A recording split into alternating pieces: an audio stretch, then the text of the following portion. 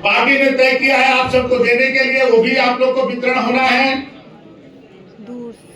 सबको सम्मानित करने का भी है और भी बहुत सारी चीजें हैं जो आप सबको प्राप्त होने वाला है।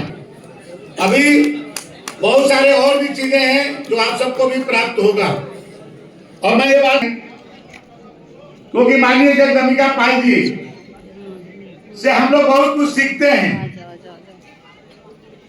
आज के 4 जगह घर है और चारों जगह हम लोग कभी 20, 25, 50 की संख्या में भी हम लोग चले जाते हैं तो खार पर खाना बनाने ये हम लोग इनसे ही सीखे हैं। चाहे आपके लोकसभा के सिद्धार्थनगर में हम लोग कभी गए हों तो उस समय चाहे जितने लोग हैं बिना खाए नहीं आ सकते। बस्ती के घर में हम लोग चले जाए वहां पर भी यही स्थिति रहती है और लखनऊ और दिल्ली के घर पर भी है। और मैं तो आप लोग सोचेंगे कि मैं आज आए हैं इसलिए मैं बोल रहा हूं। हम तो जब भी मुझे खाने का कुछ अच्छा खाने की इच्छा करती है तो मैं आपके घर रात में पहुंच जाता हूं और स्वागत करने का अवसर मिल रहा है। तो सबसे पहले तो मैं आपको क्रांतिकारी बलिया की धरती पर आपका स्वागत और अभिनंदन करता हूं।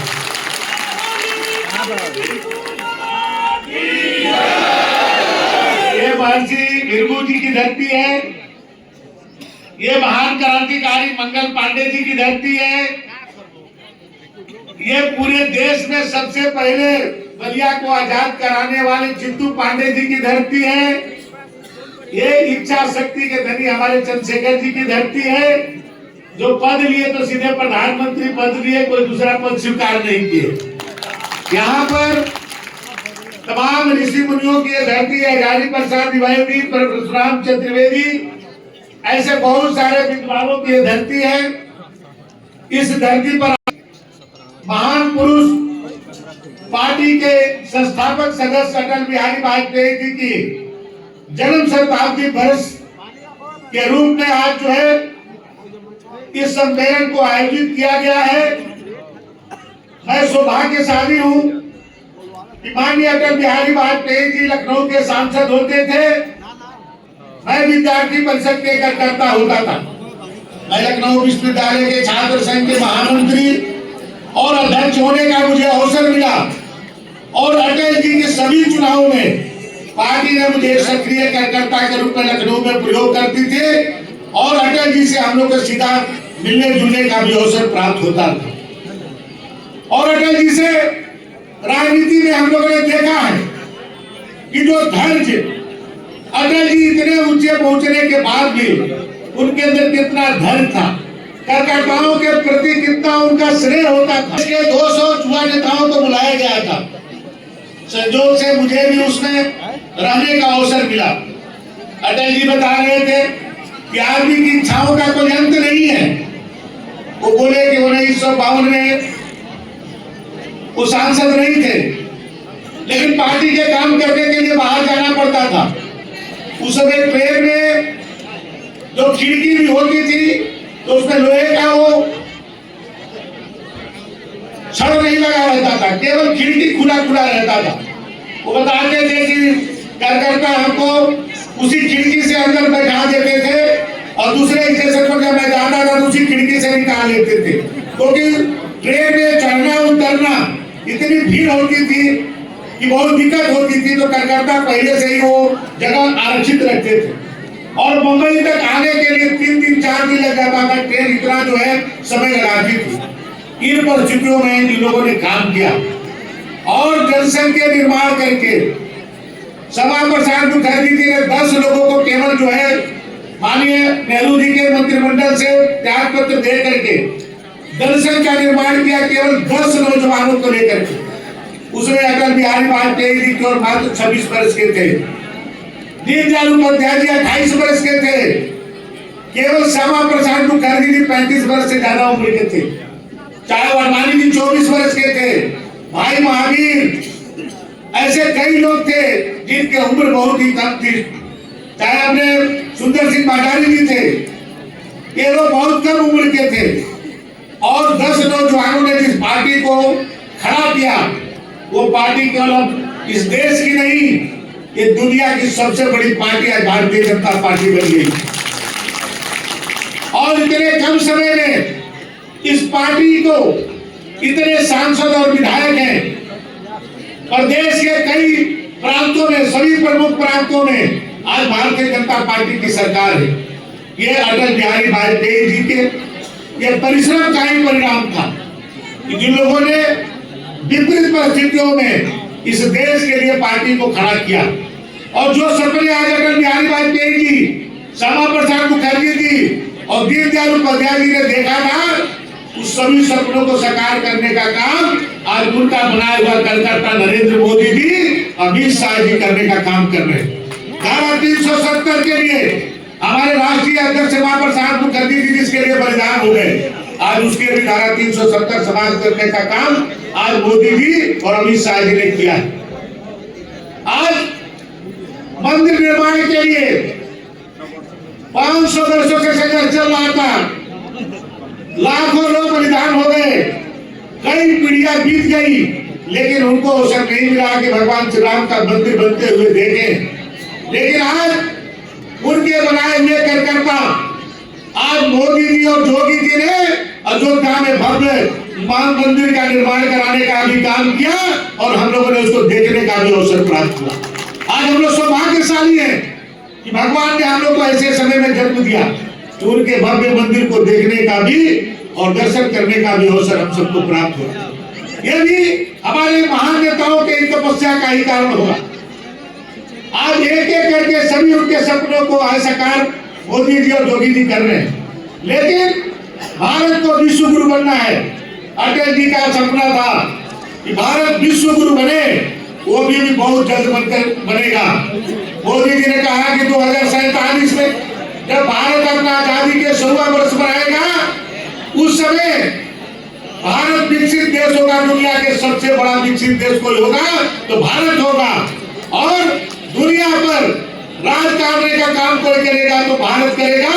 आपने इस कोरोना में आपने देखा होगा कि भारत के संस्कृति और सभ्यता को आज अमेरिका के व्हाइट हाउस में भारत के विद्वान पंडितों को बुला करके व्हाइट हाउस में शांति पाठ हुआ ऋग्वेद का। आज आपकी संस्कृति और सभ्यता को पूरी दुनिया स्वीकार करने लगी है।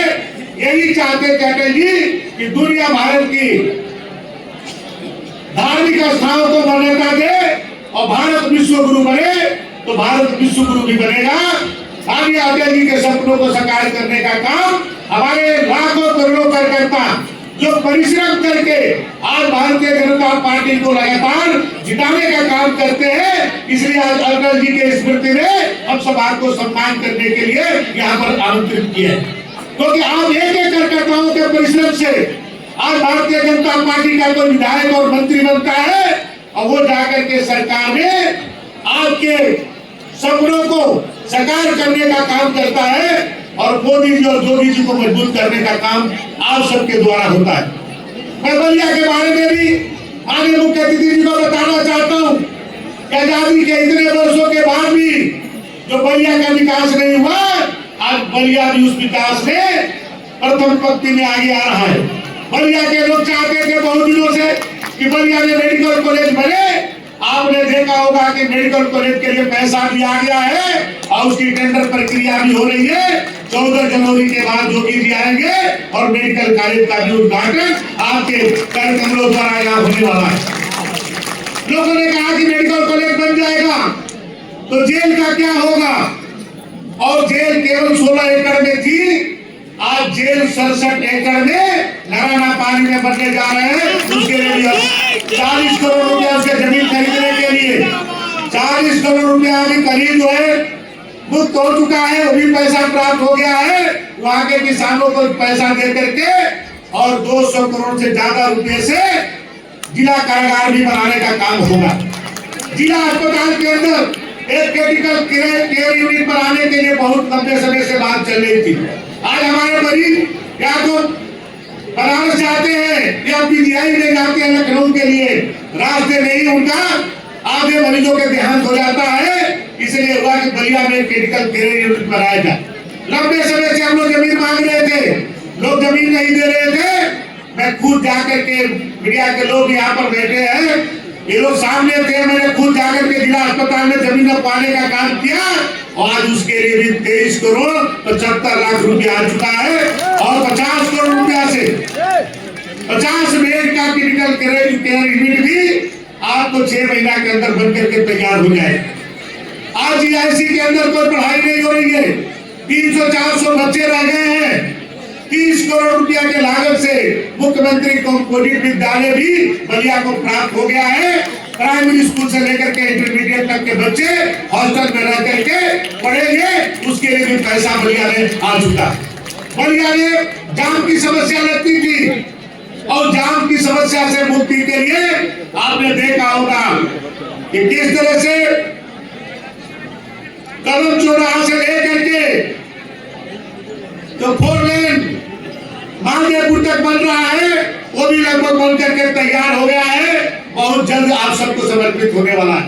और जो सबसे बड़ा काम हुआ है बलिया का बाईपास, बरुआ वायना से लेकर के हल्दी तक बाईपास स्वीकृत हो चुका है। उसका प्रथम किस्त के रूप में 390 करोड़ रुपया बलिया को प्राप्त हो चुका है, जमीन खरीदी जा रही है, उसका भी टेंडर हो रहा है।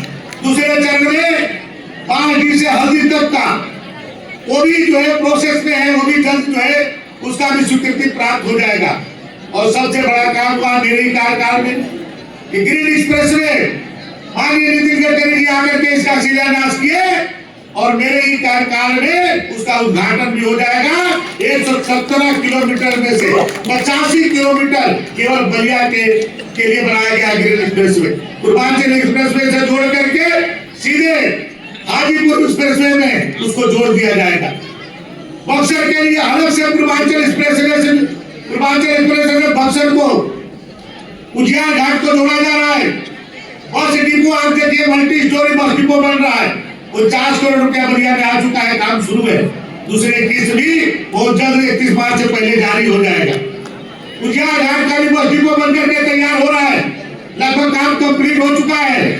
और ISBT आज एक बैरिया में 20 एकड़ जमीन में सरकार ने दिया है, वहां उसकी केवल बाउंड्री 20 करोड़ रुपया की बन रही है। बाउंड्री का काम शुरू हो चुका है और जल्द भी उसमें ISBT भी बनाने का काम होगा। बलिया में इलेक्ट्रिक बसें भी अब चलेगी, बलिया में डबल डेकर बसें भी चलेगी। आप देखेंगे कि 31 मार्च से पहले ये सभी काम हो जाएंगे। बलिया के जो कटान नाला था, जो सबसे गंदगी का था, लोग उसको मजाक उड़ाते थे। अभी आप देखिएगा कि उसको भी लोग कहते थे कि बंबई के जूहू चौपाटी कैसे बनता है, तो उसको भी बना करके दिखा दिया जाएगा। 19 करोड़ रुपया आ चुका है, 19 करोड़ रुपया उसका आगे टेंडर भी हो गया। 2 करोड़ रुपया उसके कल सफाई के लिए आया है, यानी 21 करोड़ से ज्यादा पैसा आपके जो है कटान नाले पाया है। और सभी हमारे सड़कें चौड़ी हो रही है, चाहे शंकरपुर से लेकर के हनुमानगंज का रोड हो, चाहे जगन्नाथ चौधरी जी के लेकर के बंदा अपने दुआरा तक का रोड हो, चाहे बांसडीह रोड से लेकर के छाता का हो, आज सभी सड़कें हमारी चौड़ीकरण हो रही है। चाहे कदम चौराहा से लेकर के शहर में शनिचरी मंदिर तक का जो बंदा हो, वो भी चौड़ीकरण हो रहा है।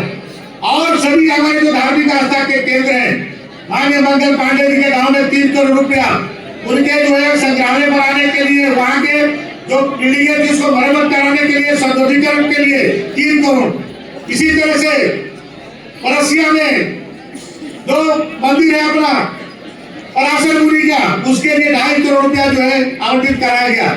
बसंतपुर में जो है अभी अपने वहां भी 1.5 करोड़ रुपया प्राप्त हुआ है। शहर के अंदर भी हमारे जो भी मंदिर हैं उसके लिए भी पैसा आ चुका है, उसका भी कार्य प्रगति पर है। केवल अभी भिरगू कॉरिडोर जो हमने वादा किया था कि भिरगू कॉरिडोर भी बनाएंगे, उसका पैसा नहीं आया है, लेकिन वो भी 31 मार्च से पहले उसका पैसा भी आ जाएगा। स्पोर्ट्स कॉलेज बलिया में नहीं था, बलिया में स्पोर्ट्स कॉलेज के लिए 100 करोड़ रुपया हम लोग ने निर्गत कराया है, काम चल रहा है। चंद्रशेखर यूनिवर्सिटी की एक ईंट नहीं रखी गई थी, आज 50 करोड़ रुपया हमने उसका निर्गत करा करके वहां बिल्डिंगें बन गई। आज एक एक काम जो आप सबसे वादा किया गया था उसको किया जा रहा है। बलिया भी विकास में और जिलों की तरह आज बलिया भी अपने प्रगति में होने का गौरव प्राप्त कर रहा है। बलिया में मेडिकल कॉलेज की शुरुआत होते ही बलिया में एक इंजीनियरिंग कॉलेज की भी स्थापना हम लोग कराएंगे, क्योंकि हमारे बच्चे आज बाहर जाकर के पढ़ते हैं, उनको यहीं पर पढ़ने का अवसर मिले, इस तरह की व्यवस्था भी। आज हम वाटर इनलैंड अथॉरिटी के चेयरमैन भी हमें इस बार में आप लोग ने देखा होगा कि नौरंगा से लेकर के दुबे छापरा तक लोग बड़ी बड़ी जहाजें लगा दिया कि लोगों को आवागमन में कोई दिक्कत न हो, एक पैसा नहीं फ्री में हमारे बड़ी जहाजें आपको इस पार से उस पार करने का काम किया। और इन जहाजों को हम पीपापुर में फिट कर देंगे, अगर पीपापुर टूटेगा तो जहाज आपको इधर से उधर ले जाने का काम करेगी। ये दो जगह आपके दुबे छापरा के पास और आपके मालदेपुर के पास, ये दो जगह ये कार्य करेंगे। दोनों जहाजें एक मालदेपुर में रहेगी और एक दुबे छापरा में रहेगी। आप सबको इसको कोई बाहर में भी दिक्कत न हो, इसके भी बात हम लोग करेंगे। इसलिए जो भी अभी बच्चों के लिए हम यहाँ साइंस सिटी बनाने जा रहे हैं, उसका प्रस्ताव जा चुका है। इसी तरह से स्टेडियम के लिए मल्टीपर्पज 5 करोड़ रुपया का अभी हम लोग प्रगति पर है। और हर ब्लॉक में हमारे चाहे दुआन हो, चाहे हमारे हनुमानगंज हो, चाहे हमारे बेलारी ब्लॉक हो, तीनों ब्लॉक में स्टेडियम बनाने का काम भी होने जा रहा है, मिनी स्टेडियम। तो हर जो विकास के लिए जो भी आवश्यकता है उसको हम लोग कर रहे हैं, वो काम करके दिखाएंगे जो 50 वर्षों में नहीं हुआ। बलिया विधानसभा में सभी काम होंगे। अभी 1 साल बचा है, हमारे सभी कामों में नींव पड़ चुकी है। अब आप देखेंगे 31 मार्च के बाद नींव से ऊपर आकर के सभी हमारे विकास के काम आपको दिखने लगेंगे। लोग चिल्लाते हैं पहले नींव मजबूत किया जाता है, हमने नींव मजबूत किया इतने 4 वर्षों के अंदर। लेकिन बहुत सारे लोग, जब मैं विकास की बात करता हूँ तो बहुत सारे लोग उस पर रुकावट पैदा करने का काम करते हैं। उनकी कोशिश होती है कि विकास बलिया में न हो, क्योंकि तो उनके समय में नहीं हुआ तो मेरे समय में भी न हो, इसके लिए षड्यंत्र करते हैं। अभी तक विरोध करते थे, अब षड्यंत्र कर रहे हैं। अभी आप कुछ देख पहले आप देखे होंगे कि मीडिया में दिखाते थे कि हमने रोड बनवा दिया, अपने पैसे से रोड बनवा दिया। यदि मेरी बात मीडिया के लोग सुनाओ बलिया के जिलाधिकारी को, वो रोड मैंने पास करवाया है, उसके लिए पैसा सेंक्शन करवाया है, उसके लिए 48 लाख रुपया बलिया के जिलाधिकारी के खाते में आया है। अब उसको कहते हैं कि हमने अपने पैसे से रोड बना दिया। ये क्या करते हैं कि थोड़ा सा बना करके पूरा पैसा पेमेंट उठाने का काम करते हैं। मेरे विधानसभा का 52 करोड़ रुपया उठा लिए और आज तक वो सड़क कभी पूरी नहीं हुई, आज तक नाली नहीं बनी, आज तक सड़कें पूरी नहीं हुई। पैसा उठा करके घोटाले करने का काम करते हैं। ऐसे लोगों को मैं जवाब देने का काम करता हूं तो उनको चिल्लाना आता है। आज तो यहाँ करके बैठ करके बता दे कि कौन सा काम उन्होंने किया है। एक काम आज तक बलिया के अंदर कोई कंप्लीट नहीं हुआ। जब से मैं आया हूं तब से जाकर के बलिया का विकास हो रहा है। एक एक पाई का हिसाब जनता को देने के लिए मैं तैयार हूं। मैं आज आप सबके सामने कहता हूं कि जो मैंने वादा किया और उस वादा को यदि मैं पूरा नहीं करूंगा तो दोबारा बलिया में विधायक बनने का ऐसे नहीं रहता। एक जो आपसे मैंने कहा यदि मैं पूरा नहीं करूंगा, मैं आप सबके एक चीज का जवाब देने का 5 साल, आपने 5 साल के लिए मुझे जिताया। 5 साल अभी चौथे साल में प्रवेश करेंगे। 31 मार्च के बाद एक हिसाब दे लीजिएगा कि जो मैंने कहा वो किया कि नहीं किया। और यदि नहीं करेंगे तो दोबारा आपके सामने नजर से नजर मिला के देखने की हिम्मत नहीं करेंगे। आज इस तरह के बलिया का विकास हम लोगों ने सपने देखे, लेकिन उस सपने को कोशिश करके, साजिश करके उसको कमजोर करने की कोशिश हो रही है। लेकिन मुझे पूर्ण विश्वास है, आपकी ताकत पर मुझे भरोसा है, मैं बलिया की जनता पर मुझे भरोसा है। मैं ऐसे नेताओं की नहीं तो सुनता हूँ, मैं अपनी बलिया की जनता को सुनता हूँ, बलिया की जनता को देखता हूँ। मैं जिसके लिए उत्तरदायी हूँ उसका देखता हूँ। मैं आपकी नजरों में अच्छा रहना चाहता हूँ, मैं नेताओं की नजरों में अच्छा नहीं रहना चाहता हूँ। यदि मैं काम न करूँ तो आपको अधिकार है, मैं आपका जनप्रतिनिधि हूँ, आप कुछ भी कर सकते हैं। हम लोग अटल जी का कर्ज होता है, झूठ बोल के राजनीति नहीं करते हैं, सच बोल करके राजनीति की जा सकती है और करके दिखाएंगे। आप सबके बीच में आज हमारे मुख्य अतिथियां हैं, आप उनको सुनना चाहिए। मैंने बातें इसलिए आपसे कह दी कि आप करता यहाँ है। बहुत सारे कार्यक्रमों में मैं रोज आता हूँ, मैं नहीं कहता हूँ इस बात को। आज इसलिए कहना चाहता हूँ, इसलिए कि आप सब करता है, आपके कर्तव्य परिश्रम से, आपकी मेहनत से, आपके पसीने से मैं विधायक बना हूं, तो आपको जानने का अधिकार है। इसलिए आपके सामने मैं कहता हूं, मैं और किसी के सामने बातें नहीं कहना चाहता हूं। और आप देखेंगे कि बलिया को जो मैंने कहा था उसे 2 कदम आगे ले जाकर के विकास करने का काम करूंगा। आपका स्नेह और प्यार ऐसे ही मिलता है। बहुत बहुत धन्यवाद। भारत माता की। आपका लोकप्रिय सांसद डुमरियागंज जनपद सिद्धार्थनगर से मैं चाहूंगा, क्योंकि आप सब भी बहुत देर से हैं, इसलिए सीधे सीधे, चूंकि हमारे बीच के दयाशंकर सिंह हैं और व्यथा उन्होंने इसलिए बताई कि यहाँ पर मैं एक बार आवाज देना चाहूंगा। आपकी उपस्थिति दर्ज होने का जरा हाथ उठा के बताइएगा। बूथ और कितने लोग आए हैं, जरा हाथ उठा के बताइएगा। तो सम्मानित मंत्री जी, ये हमारे सिर्फ केवल कार्यकर्ता हैं और मैं अध्यक्ष जी की उपस्थिति में मैं ये बताना चाहता था।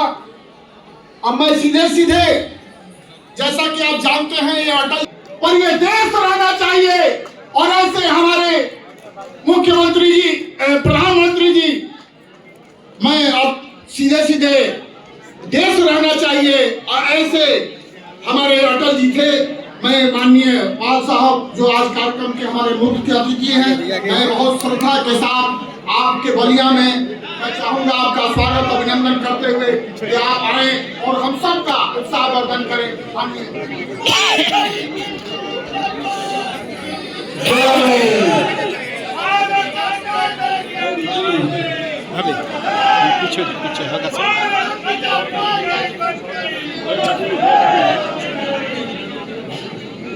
हिलाइएगा नहीं, पलक दे रही।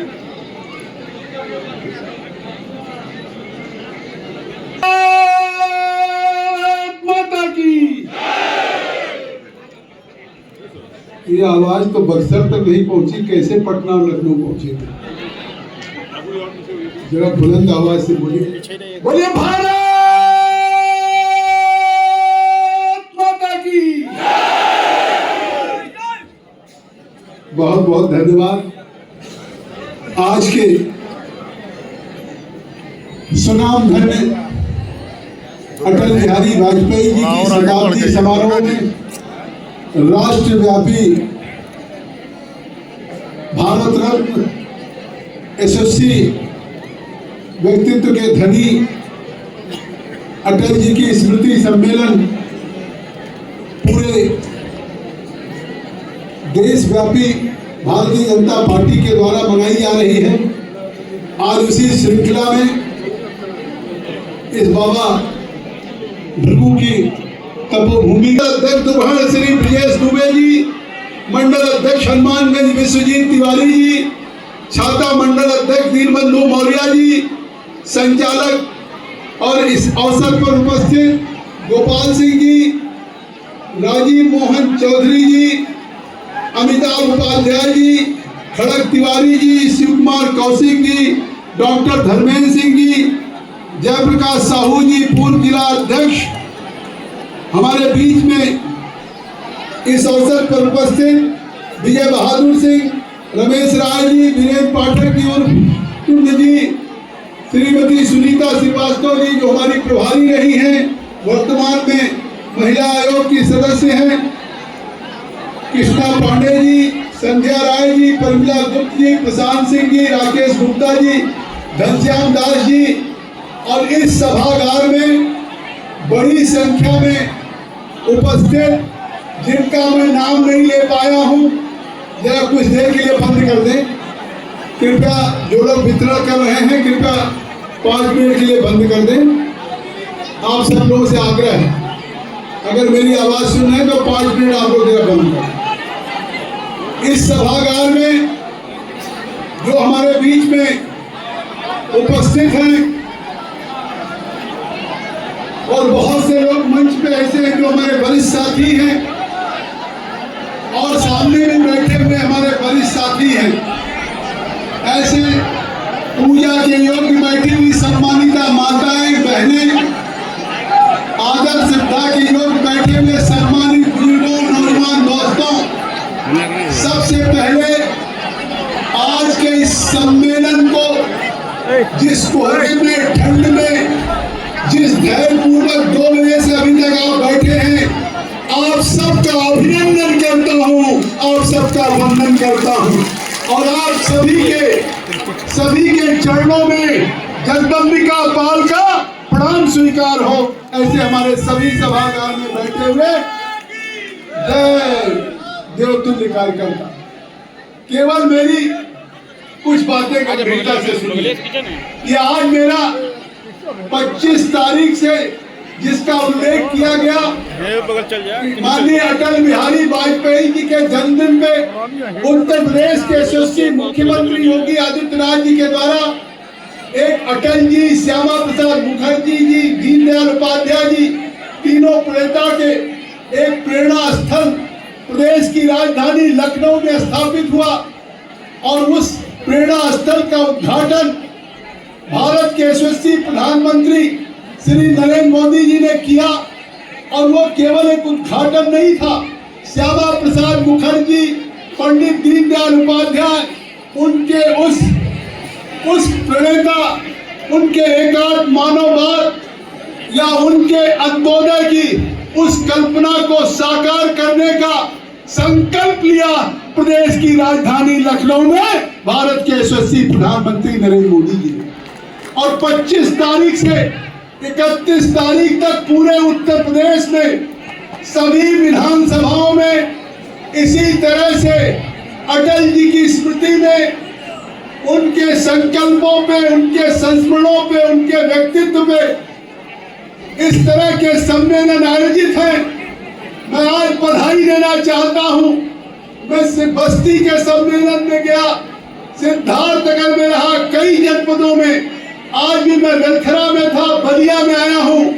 लेकिन यकीन करिए, मैं इस बलिया के विधानसभा के देवतुल्य कार्यकर्ताओं को बधाई देना चाहता हूं कि आप यकीन करिए, ये बलिया नहीं, शायद उत्तर प्रदेश का सबसे बड़ा सम्मेलन हुआ है हमारे इस अटल जी के स्मृति में।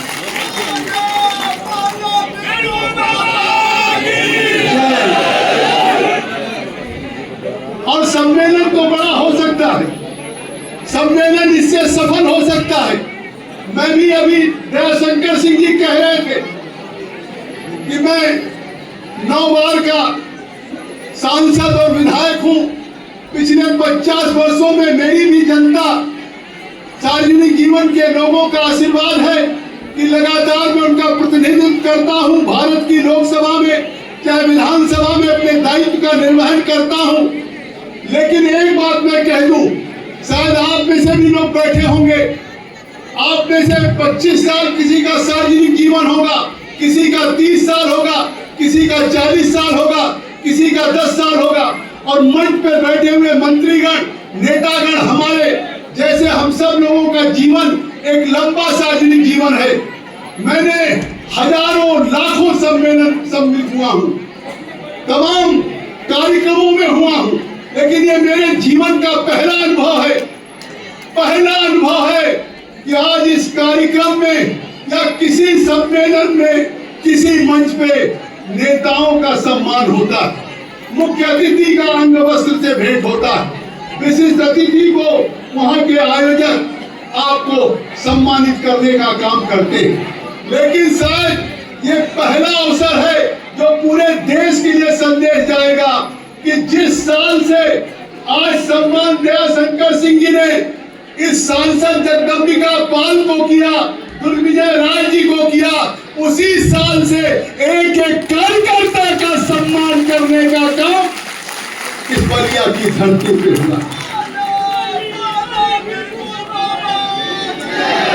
आपने भी देखा कि बहुत से कदाचित विधायक, सांसद, मंत्री हम लोग होते हैं, जाते हैं, लेकिन इस तरह से नहीं।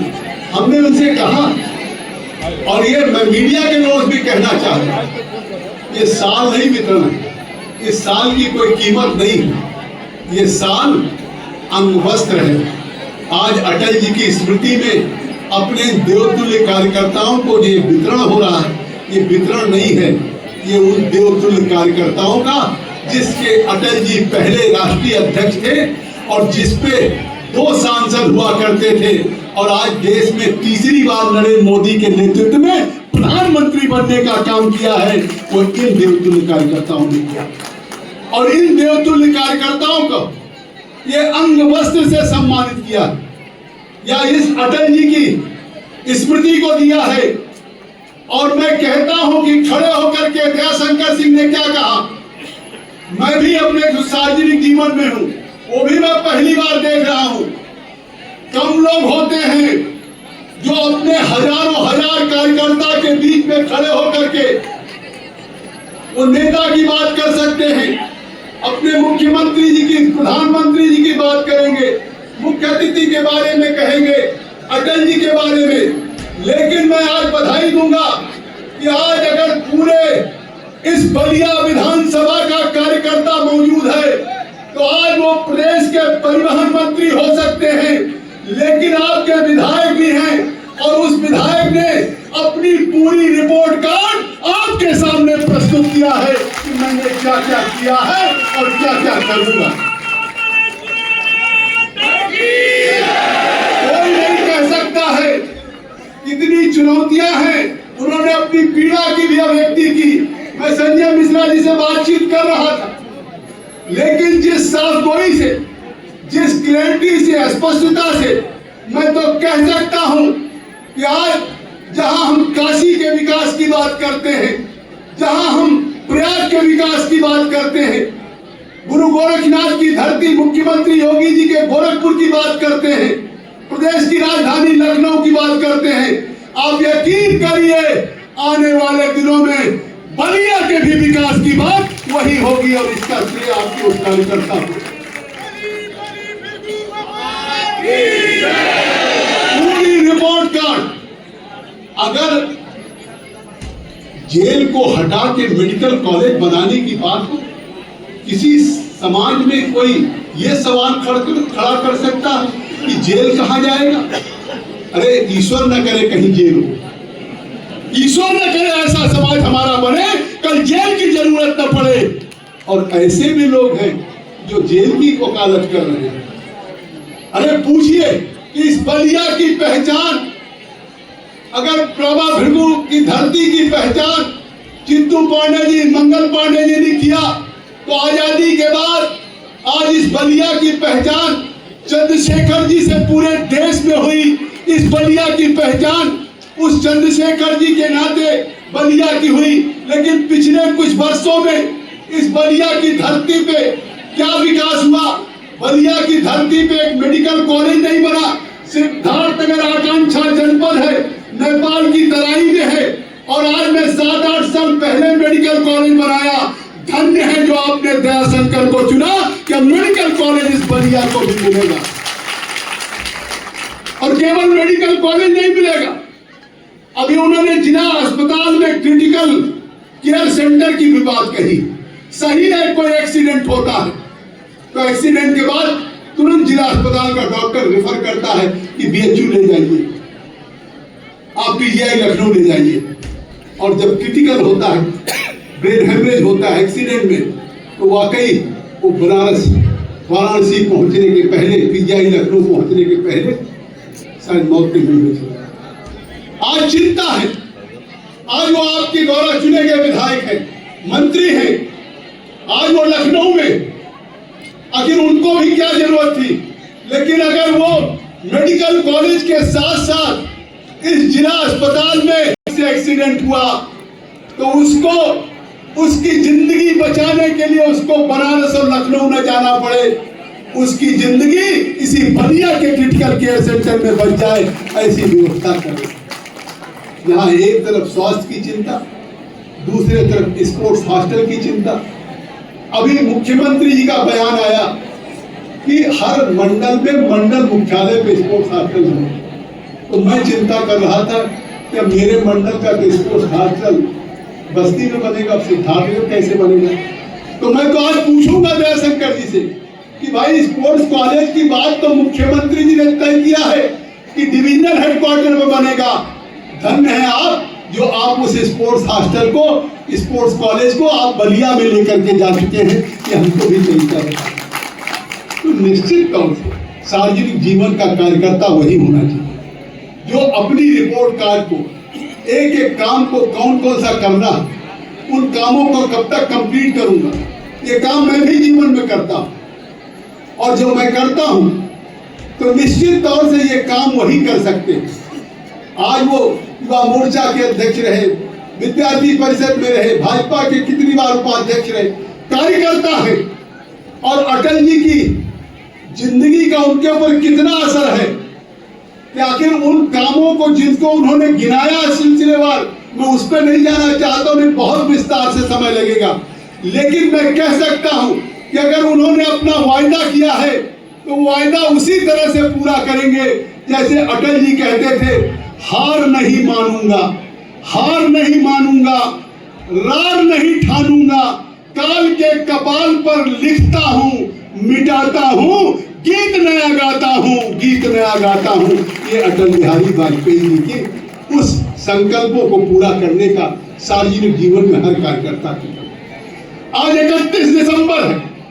आज तमाम पार्टियों के नेता आज 31 दिसंबर को कहीं लखनऊ में केक काट रहे होंगे, कहीं गोवा की वादियों में छुट्टी मना रहे होंगे। राहुल बाबा दुनिया के किस देश में होंगे, जब उनका बयान आएगा तब मालूम होगा। लेकिन निश्चित तौर से देश के सबसे बड़े जो प्रतिपक्ष पार्टी के नेता प्रतिपक्ष हैं, आज 31 दिसंबर को जहां हम बलिया में तमाम दुर्विजय जी, जगदम्बिका पाल, दयाशंकर जी, राजधारी जी, संजय मिश्रा जी, आज हम 31 दिसंबर आपके बीच में मना रहे हैं, तो वही विपक्ष के नेता विदेश में मना रहे हैं। तो मैं कहना चाहता हूं कि 31 दिसंबर की आज पूर्व संध्या, कल 2026 की सूरज पहली किरण 2026 में नया दस्तक देगी, और उस 2026 को नया दस्तक देगी तो यकीन करिए कि अगर अटल जी के उस व्यक्तित्व को याद करते हैं और अटल जी के उन सपनों को साकार कर रहे हैं, तो आज आपको यह संतोष होगा कि जिस भारतीय जनता पार्टी के आप कार्यकर्ता हैं, मंडल अध्यक्ष हैं, जिस पार्टी के आप दायित्व धारक हैं, आज वो पार्टी केवल प्रदेश देश की नहीं, दुनिया की सबसे बड़ी पार्टी है भारतीय जनता पार्टी, जिसके आज आप कार्यकर्ता, आप पदाधिकारी, आप दायित्व धारक हैं, और विश्व की सबसे बड़ी पार्टी।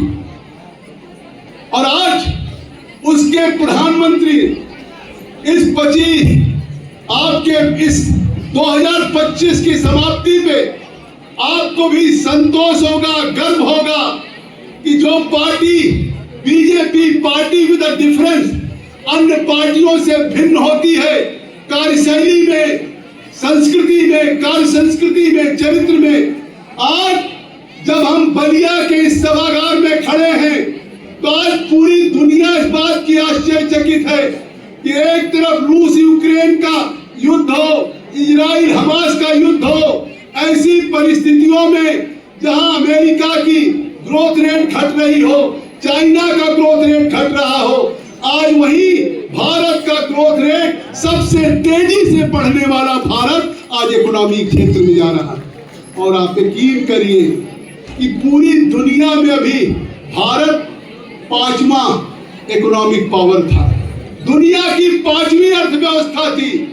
और कल आपको जान करके खुशी होगी कि आज 2025 को 31 दिसंबर को आज ये पूरा भारत एक ऐतिहासिक मुकाम पे खड़ा है। आज दुनिया में यह भारत 5वीं अर्थव्यवस्था में जापान को पछाड़ के 4थी अर्थव्यवस्था बनने का काम किया है। आज हमारे लिए इससे बड़ी हमारी पार्टी के लिए उपलब्धि, हमारी पार्टी के सिद्धांतों और प्रधानमंत्री नरेंद्र मोदी के नेतृत्व में, और ये भारत का आज जीडीपी जो है वो $4.18 ट्रिलियन हो गया, जहां अभी हम $3 ट्रिलियन पे थे। अभी हमने पिछले साल जब दुनिया की 5वीं अर्थव्यवस्था हम बने थे, तो जिस ब्रिटानिया हुकूमत ने 200 वर्षों पे जिनकी हमने गुलामी की थी, हमने उस इंग्लैंड को पछाड़ के दुनिया की टॉप 5 इकोनॉमी में भारत आया था। और आज 31 दिसंबर को पूरी दुनिया में हमने जापान को भी पछाड़ करके हम दुनिया की 4थी अर्थव्यवस्था में आए हैं। और मैं कह रहा हूं कि अगले 2 सालों में, 2 से 2.5 साल में आप देखिएगा नरेंद्र मोदी के नेतृत्व में ये भारत जर्मनी को पछाड़ के दुनिया की टॉप 3 इकोनॉमी में होगा। ये दुनिया की टॉप 3 अमेरिका, चाइना और भारत। ये कितना संतोष का विषय है। और तब तक हमारी ये जो $4.18 ट्रिलियन है, ये $7.3 ट्रिलियन हमारी इकोनॉमी बन जाएगी। आज India is becoming one of the fastest growing economy. आज दुनिया में भारत सबसे तेजी से बढ़ने वाली अर्थव्यवस्था आज 8.2% के हिसाब से बढ़ रहा है। मैं इस विस्तार में बहुत नहीं जाना चाहता हूं, लेकिन मैं एक बात कहना चाहता हूं कि अटल जी को आज हम याद कर रहे हैं, तो किस लिए याद कर रहे हैं? इसलिए याद कर रहे हैं कि जिस समय अटल जी थे और 1998 में जब पूरे दुनिया के सामने चुनौती था, अटल जी ने तय किया कि हम भी परमाणु का परीक्षण करेंगे। अमेरिका ने कहा कि हम प्रतिबंध लगा देंगे, पूरा व्यापार खत्म हो जाएगा। ऐसी परिस्थितियों में भी आपको याद होगा कि अटल बिहारी वाजपेयी जी ने पोखरण में परमाणु बम का विस्फोट करके पूरे विश्व को बता दिया था कि भारत भी एटॉमिक इकोनॉमिक पावर है। और उसके बाद अमेरिका का सैंक्शन लगा, प्रतिबंध लगा। लेकिन अटल बिहारी वाजपेयी ने कहा कि भारत अपने हितों के लिए, अपनी सुरक्षा के लिए दुनिया की किसी भी चुनौती का सामना कर सकती है और अपने जनता के सुरक्षा के हितों के लिए भारत कोई समझौता नहीं करेगा। ये बात अटल बिहारी वाजपेयी ने कही। जो बात अटल जी ने कही आज वही नरेंद्र मोदी जी के सामने आई। आपने देखा जब पूरी दुनिया में रूस और यूक्रेन का झगड़ा शुरू हुआ, पूरे दुनिया के ऑयल पेट्रोलियम कंट्रीज में एक जिस तरह से उथल पुथल शुरू हुआ, पूरी दुनिया की इकोनॉमी प्रभावित होने लगी। उस समय भारत के प्रधानमंत्री ने रूस से सस्ता तेल लेना शुरू किया और जब रूस से सस्ता तेल लिया तो अमेरिका के राष्ट्रपति डोनाल्ड ट्रंप ने कहा कि हम आप पे 25% टैरिफ लगाते हैं। कोई चिंता नहीं, मोदी जी ने कोई प्रतिक्रिया नहीं व्यक्त किया।